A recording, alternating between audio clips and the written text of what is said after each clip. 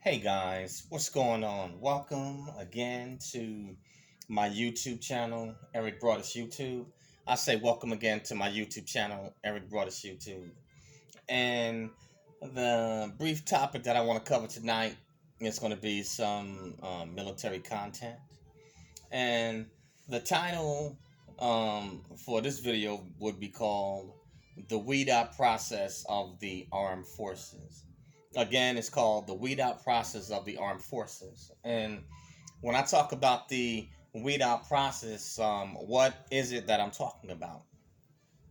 Well, basically, in any branch of service, the military, from the time you become supposedly a rainbow or try to enlist in any branch of service, all the way to probably maybe the first year and a half to 2 years of your career, I call the weed out process.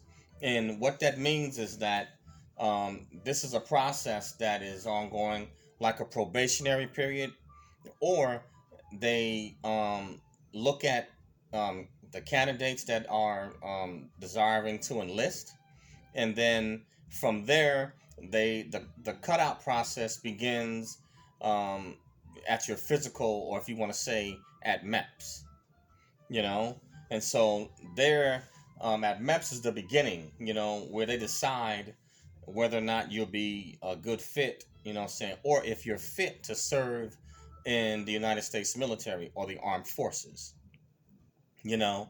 And it could be anything, from maybe individuals or people that want to serve, but they may have certain health issues that may disqualify them from military service, or maybe it may be certain aptitudes, or maybe it could be certain physical handicaps or disqualification because of a criminal record, such as maybe felonies, and even a certain misdemeanors that may need to be cleared up off of an individual's record before they are able to enter basic training. So this is what I'm talking about. And then as the individual goes throughout the first couple of years of their career, you are definitely being watched, and that's a probationary period.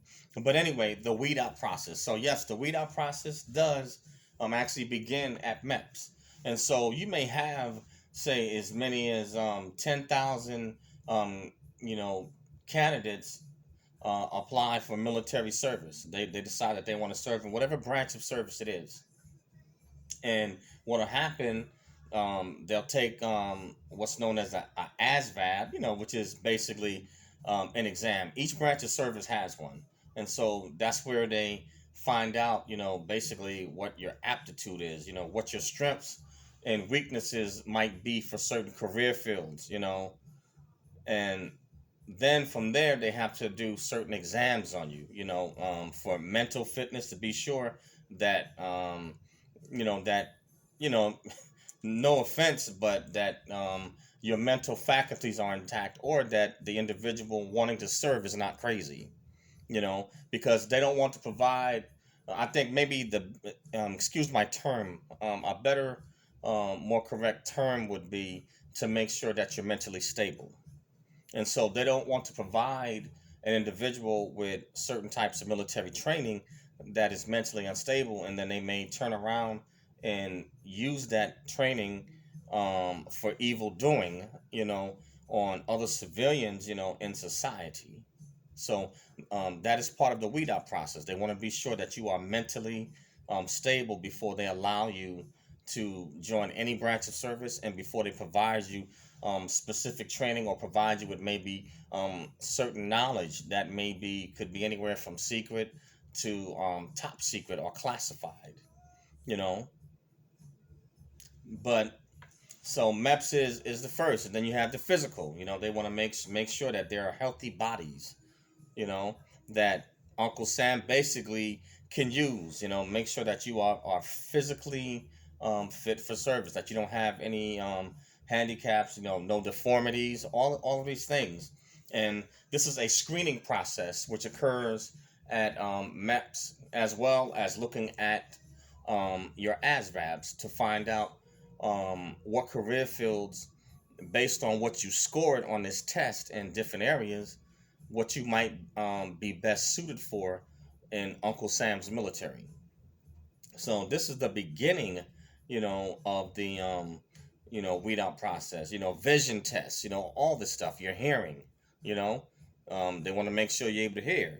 So all of these things are part of the weed out process. Then, should you make it past MEPS and you pass your ASVAB, then you will enter into basic training. And this right here is the first step in the weed out process. And in basic training, there's going to be some more sifting again. And this is the beginning where they introduce you to military lifestyle, military culture. And this is where they find out in basic training whether or not you would be a good fit, or whether or not you can adjust and adapt to the military culture. And so everybody that make goes to basic training, it's because they made it to basic training and they left the MEP station. Everybody is not gonna make it through basic training. There are gonna be some candidates that return home for different reasons, And basic training, when they're introducing you to military culture, that's the beginning, and they do different types of psych jobs or psychological, tricks, and try to push you to a certain degree, to certain limits, to kind of get a feel for what your makeup is. And they seek to um, tear the individual down and to give you a new identity as one with a team, of other members. And for some people, they are able to adapt, in basic training to this change, because it is dramatic and it's fast. It's like a shock to the system. And some people can handle this immediate and dramatic culture shock, and some can't. And so, for those that can't and aren't able to adapt, they will basically receive an administrative discharge, and you're not technically, if you didn't graduate basic training, you're not in the military, so they basically will be returned back to civilian life. It's called failure to adapt. So that's the beginning of the weed out process and basic training, to see how you handle pressure. Can you work well with others? If you cannot work well with others from different backgrounds, different cultures, ethnicities, then the military is definitely not a good fit for you. Can you follow and obey orders? If you cannot follow and obey orders, then the military is definitely not the place, for you, because it's different on civilian life. In the military, once you swear in and you sign up, it's not something that you can quit. It's a commitment, and you are expected to complete it, and you are expected to honor the terms and conditions of that military contract, which you swore under oath that you would abide by. So that's the beginning. The next phase of the weed out process, for those that graduate basic training, then next, um, for the Marines and the Army, is called advanced. Basically like advanced infantry training, or AIT. The Air Force will call it like a tech school. I think the Navy calls it, in Coast Guard, it's similar to like a tech school. You know, unless you are a direct duty assignment, and this happens in all branches of service. So if you have a direct duty assignment, that means that you don't need to go to a technical training facility for additional training, or either advanced infantry training. You don't need to go to AIT because your job doesn't require it. You are going to go directly to your first duty assignment, and you're going to receive on the job training, at your first base. But for all other career fields that do require an additional schooling and stuff like that, you will be sent, to these technical training centers to receive the additional training that you need to do your job, and then you will follow on to your first duty assignment. And so here, in these training schools, after basic training, and this is for every branch of service, There's another weed out process. You're gonna have test exams. You're gonna have different instruction. Field instruction. And again, you know, um, whereas the pressure may not be the same or as intense as it was in basic training, it's going to be different because now they're looking to see how you actually adapt to the culture at the next level, and then they're still also checking to see anything with your background check that comes back from the FBI. If you fraudulently enlisted or basically lied, and it comes back in your background check, then that can get you, sifted, and they will pull you and send you back. They will discharge you because you basically fraudulently enlisted into them. You didn't tell the truth, basically, is what they're saying, and you didn't something you may not have told them, and it showed up, on the FBI background check. So this is something that goes on for it's going to go on for a period of time, but they're still at this point looking at new recruits that have just graduated basic training, and so your instructors are examining you, they're observing you, and you want to make sure that you're keeping up with your homework in these training facilities, and that you are following orders, and you're following the curriculum and program that the military has set out for you, and that's for each branch of service. And so there's a weed out process going on here. So this is the next phase, and so everybody that goes makes it to AIT or to their tech school or their technical training center.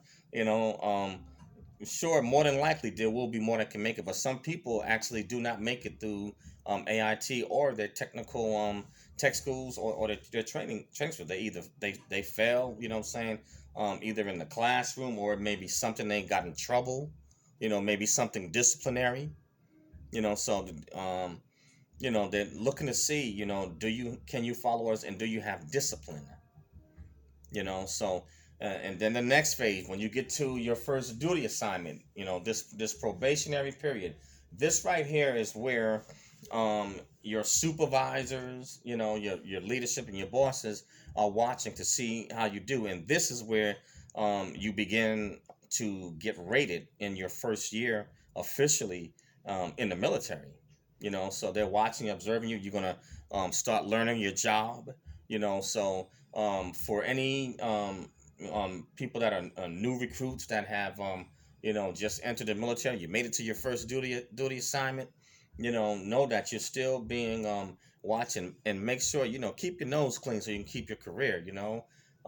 Take care of your business. Say make sure you obey all lawful orders that are given. Stay on top of your PT. Make sure your uniform and dress and appearance, because sometimes the military may seem like they can be, from a civilian perspective or standpoint, may seem they can be kind of nitpicky, but these are things that basically come with the job. It's part of the job description, and so they expect these things. How do you look in your uniform? Are you how are you performing on your physical fitness test?